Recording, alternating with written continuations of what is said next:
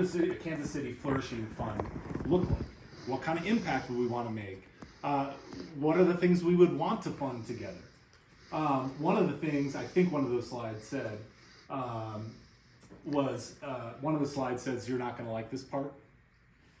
All of you in this room. Okay. Because sometimes here's what we do. This is a little bit, I'm saying this a little bit tongue in cheek, is we go, it's for the unity of the city. And then everybody's like, what does unity mean? What does that look like? And so we wanted to really define it. Don't Jesus juke me. I know John 17. I get it. Unity for the city. We're for it. But we started saying, okay, what would be a framework? Well, we chose the 5 dimensions of human flourishing, primarily of what are we going to measure against? And we're going to measure against, can we see the increase or decrease in human flourishing? Then we talked about collective impact. Over a very long time, Gary and Ray had over 200 pastors in a room talking about what are the biggest issues in the city. And as they aggregated that from this big event, isolation was the thing.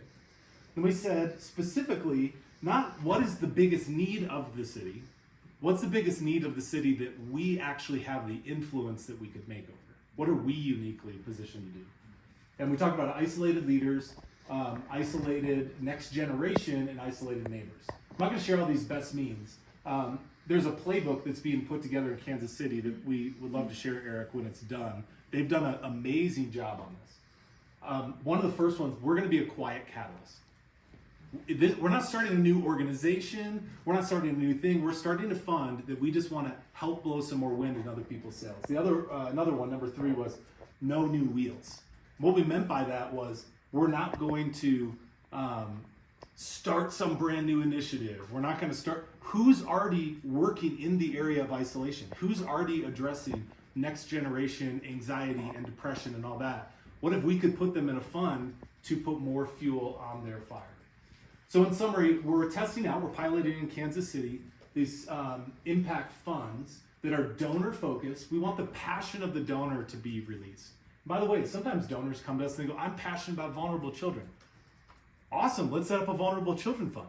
Because what happens with those donors is they get hit up by the same 8 organizations every year. And they're tired, they don't know where to give, so they tip all the ministries. Versus saying, what if I could see my impact verified, and guess what? I'll give twice as much money to that thing next year. Because it was transparently funded and the impact was verified. Fantastic. Thank you.